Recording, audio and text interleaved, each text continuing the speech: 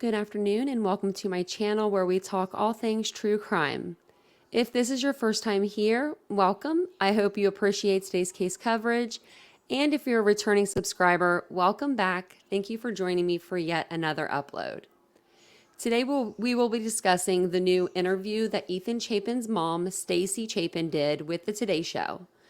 This family is incredibly strong, and I really don't know how they managed to grieve and give back with Stacy writing a new book, them doing Ethan's Smile with the Tulip Farm, and also her book is called The Boy Who Wore Blue, and it is available at Barnes & Noble. They also discuss in this interview if they will be attending the trial.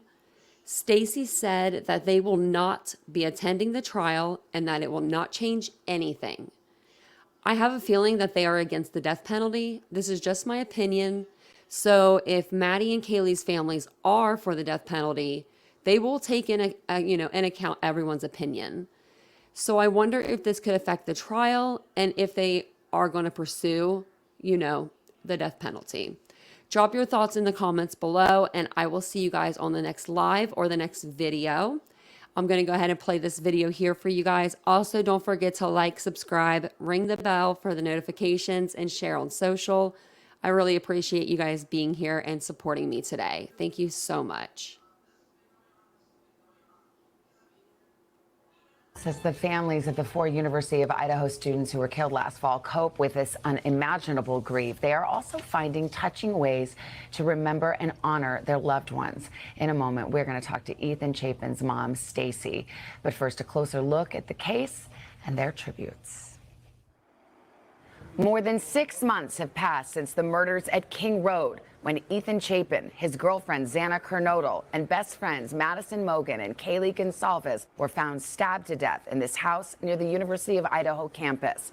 A tense manhunt and weeks of painful waiting for the victims' families followed before police arrested their suspect in late December. Bryan, did you do it? Bryan Kohberger was pursuing his PhD in criminal justice at Washington State University, just miles from the scene of the murders.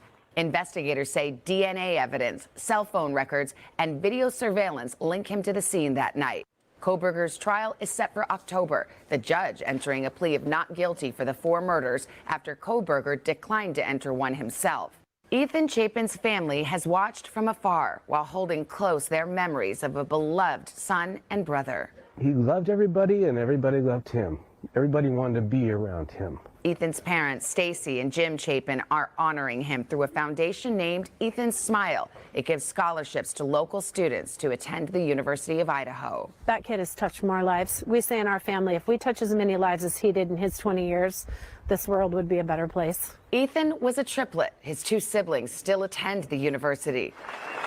This May, graduation ceremonies were bittersweet as the school awarded Ethan a posthumous certificate. And now, Stacy Chapin has written a children's book about Ethan called The Boy Who Wore Blue. A portion of the profits will also go to the foundation, Ethan's Smile. And Stacy Chapin joins us now. Good morning to you. Good morning. It's hard to watch those images of your beloved boy. How are you doing? It's hard. Yeah, it is. It's good, though. I mean, all things considered, we're doing very well. Yeah. He was a triplet. He has a brother and sister. Yes. How are they doing? Jim and I couldn't be more proud of them, to be honest with you. They went back to school. They had they finished successfully this semester. And now they're back at work in a place that they love, and we've called summer home for a long time. So they're in a safe, great environment, and they're doing amazing. I'm so proud of them. It's amazing. I think people are about to find out what an extraordinary family you have, yeah. Stacy, and what an extraordinary boy Ethan was. You've written this book. It's called The Boy Who Wore Blue. Yes. Tell me about writing it and what made you decide to write this story? It started with my best friend sent me a news release that was that an author had been given the rights to the story to tell of these kids. And as a mom, you're like, well, how does somebody write a story about people that they don't know, right? Right, about my kid. Yeah, I'm the one who's raised him, Jim and I. And it just sparked something in me. And the only thing I can explain to people how the book came about is I think it's like a country artist who goes through a breakup and writes their greatest hit. It literally just came to me in the middle of the night. It's Ethan's song.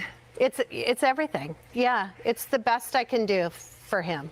I love The Boy Who Wore Blue. You had triplets, and you learn in the book that when they were little, they used to each wear a color. They did. And that's how you told them apart when they were babies. And he was the one who wore blue. He was the blue.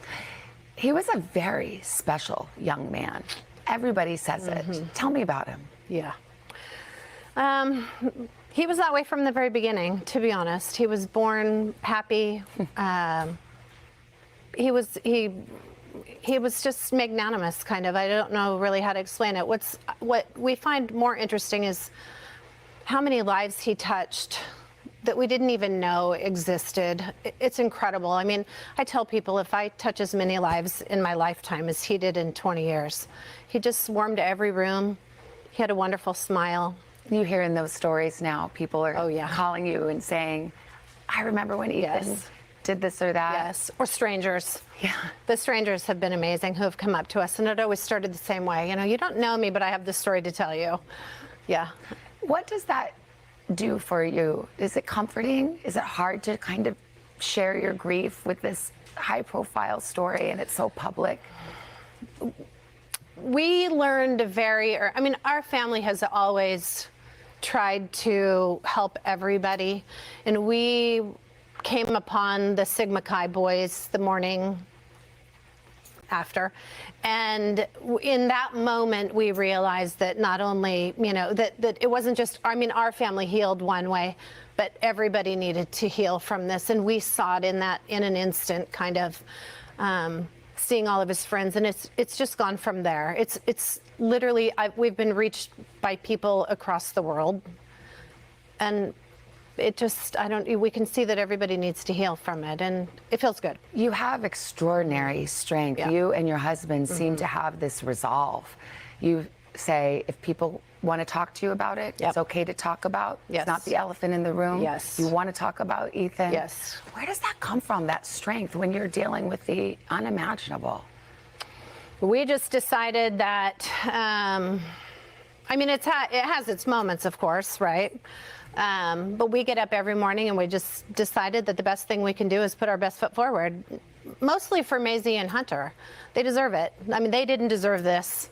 And so they deserve still the best life that we can give them. And that is really our strength. It drives us. We literally get up and, have coffee and then say, all right, we're going to go forward. I was so struck by something you wrote. It was on social media earlier this year. You said, we spend no time being angry.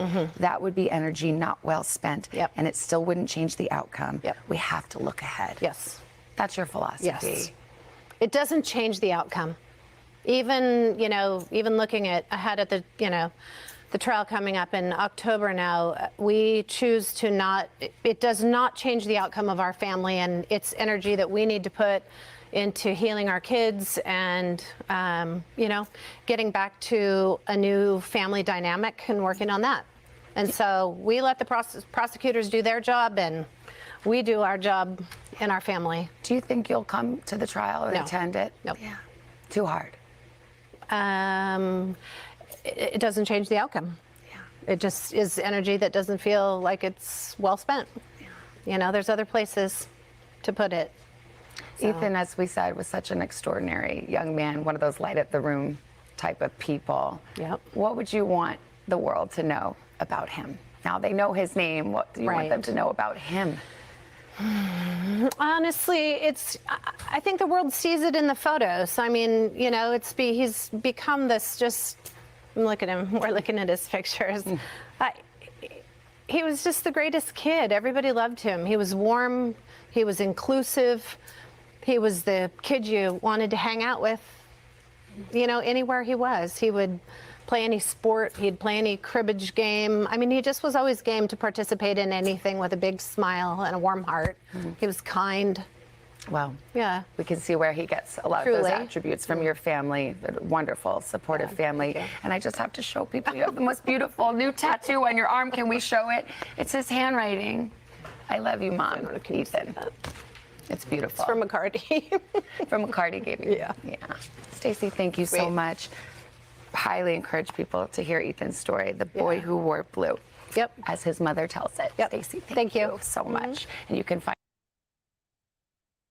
And like I said, you can find the book at Barnes & Noble. I think it's like $34. It's something around $30. Let me know your thoughts below in the comments. What do you guys think about them not attending the trial?